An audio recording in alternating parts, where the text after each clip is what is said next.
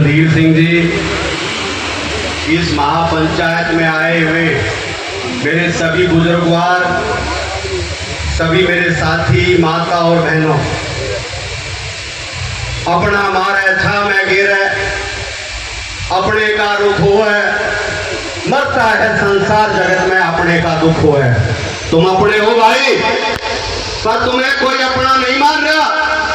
जब थारी वोट गिरवानी हो है, जब तुम्हें अपना मानते हैं, बाकी सारे कामों के लिए कोई नहीं मानता। ये मैं आपके बीच में कहना चाह रहा हूं, ये विनती करना चाह रहा हूं, ये आह्वान करना चाह रहा हूं। अरे वो है छलिया और वो है टोले के संग, वो हमारी वोट ले लिया और वो हमारे गर्दन पे तलवार रख लिया। और आप कहो कि उनके बारे में बोलियो मत ना। जब दर्द होता है भाई, बोलना पड़ता है। जब दर्द होता है, रास्ता रोकना पड़ता है। जब दर्द होता है तो भिड़ना पड़ता है।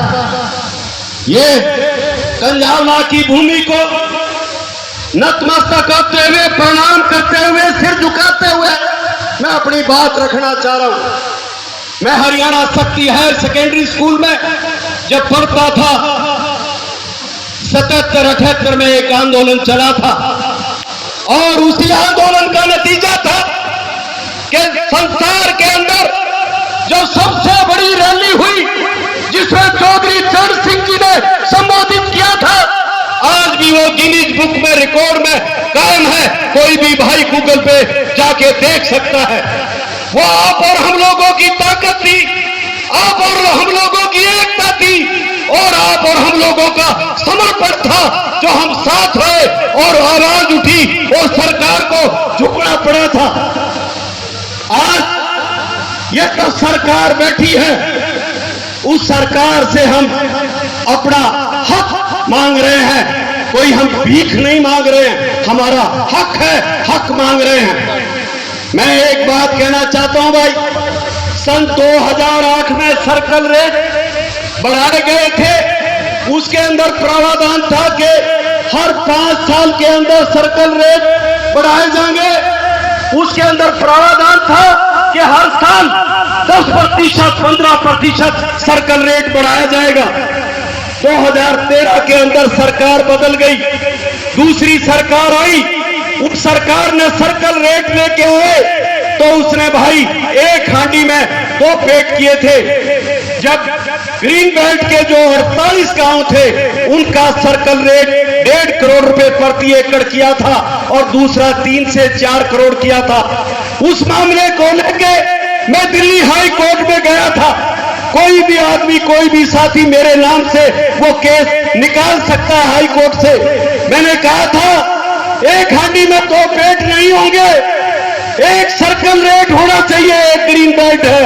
ये सरकार का प्रावधान है कि कौन सी लैंड पूलिंग की होगी और कौन सी ग्रीन लैंड की होगी। इसलिए एक हांडी में 2 पेट नहीं चलेंगे।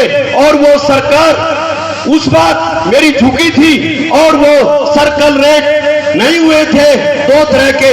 ये मैं आपके बीच में कहना चाहता हूं, ये आह्वान करना चाहता हूं। मैं कांग्रेस पार्टी की तरफ से आपके इस धरने का समर्थन करता हूं और साथ के साथ आपको आश्वासन देता हूं कि जहां आपके पैर पड़ेंगे वहां हमारा पसीना पड़ेगा, खून पड़ेंगे।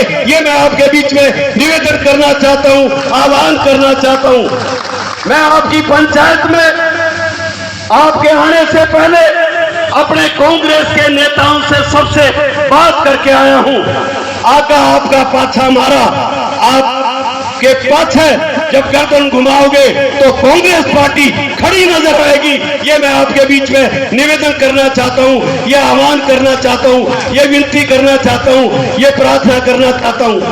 मैं आपसे इस बात के लिए कहना चाह रहा हूं भाई कि एक बात मुझे याद आ गई, एक बात मुझे याद आ गई कि जंगल में आग लग रही थी और एक चिड़िया चोंच में पानी भर के उस आग को बुझाने में लगी थी। जंगल में आग लग रही थी, एक चिड़िया उस आग को बुझाने पर लगी थी। जब रणधीर सिंह जैसे आदमी ने कहा, ये चिड़िया, भाई 2 मीटर, उस रणधीर सिंह जी जैसे प्रधान जी ने कहा, है चिड़िया तू छोटी सी है और तेरी चोंच में पानी भी छोटा सा है, तू कैसे इस आग को बुझाएगी? तब चिड़िया ने कहा था, बात इस बात की नहीं है कि आग लगी थी और मेरा पानी थोड़ा था, बात इस बात की है कि इतिहास लिखा जाएगा जब ये बात लिखी जाएगी कि कौन आग लगाने वाले थे और कौन आग बुझाने वाले थे। ये मैं कहना चाहता हूं, हम लोग ये बात आपको और हमें ये देख लेना है कि कौन हमारे सर्कल रेट दे नहीं रहा है और कौन लोग हैं कि सर्कल रेट के लिए यहां पर बैठे हैं। मैं तो इतना ही कहूंगा कि आखिर में एक बात जरूर कहूंगा कि अपने पराये की पहचान होनी चाहिए और ये बात पता होना चाहिए कौन हमारे भले में और कौन हमारे खराब में। आंखों में पट्टी बंध रही है, आपके जो नेता ये सरकार बैठी है उनकी चिट्ठी मेरे पास है जिसमें उन्होंने लिख के दिया हुआ है एलजी को कि सर्कल रेट नहीं बढ़ने चाहिए। वो खुलासा मैं फिर करूंगा, फिर किसी को चाहिए तो वो चिट्ठी मेरे से ले सकता है। मैं तो इतना कहूंगा, पंडित जी ने कहा था भाई चंद्रगुप्तू चाल पड़ा है, बात रहेंगी याद करिए, कर दिए माफ, भूल कसूर जुड़सी करी तो बात रही। धन्यवाद। धन्यवाद डॉक्टर साहब। क्या बुराई इस बात में? अगर आपकी अच्छी बात कोई नहीं बोल पा रहा और अपनी पार्टी से करता है, उसका कोई फायदा नहीं सत्ता में रहने का। सत्ता में उसे रखो जो अपनी बात रखने की ताकत रखता हो, ना कि अपनी पार्टी से डरे। आज ये जरूरत ही नहीं पड़ती हमें, जो सत्ता में बैठे हैं और तो यहाँ से जीत कर आप इनको भेज रहे हो और आपकी बात नहीं रख पा रहे संसद में, विधानसभा में। क्यों नहीं होगा सर्कल रेट का? किसानों ने क्या गलती कर दी? हमारे पास में हरियाणा है, बॉर्डर से 2 किलोमीटर जाते ही 10-10 करोड़ के किले के रेट है। देश की राजधानी है, देश का दिल है दिल्ली, और यहाँ के किसान आज 1 करोड़ 1.5 करोड़ में जमीन बेच रहे हैं, 2 करोड़ में। क्या हमारे लिए शर्म की बात नहीं? कोई नहीं देख रहा हमारे बारे में। तो मेरी यही आप सभी दिल्ली देहात के किसान, जो मेरे बड़े भाई बुजुर्ग माताएं बहनें बैठी हैं, मैं यही कहना चाहता हूं, आप किसी पार्टी में रहो कोई दिक्कत नहीं, लेकिन जब हमारे समाज या किसान के ऊपर कोई बात आए, सब एकजुट होकर चले, आपस में लड़े नहीं और किसी बात को उखाड़े नहीं। जो भी कमेटी फैसला करे इसका साथ दें। ये बहुत मेहनत कर रही है पूरी कमेटी, ये पूरी दिल्ली देहात की इज्जत का सवाल है। बस मैं अपनी बात को यही खत्म करता हूँ। एकता रखे। जय हिंद, जय भारत। भाई का बहुत बहुत धन्यवाद। अब मैं स्वागत करूंगा डॉक्टर हुजूम में आज तो रविवार को कार्यालय बंद है, तो डीएम साहब आकर देखते कि इतनी बड़ी तादाद में हमारी मातर, हमारी बहनें सभी पर एकत्रित है। और ये एकत्रित क्यों है? ये आज कोई सुख में एकत्रित नहीं है, ये दुख में एकत्रित है। और तू किसके खिलाफ है? तू किस सरकार के खिलाफ है?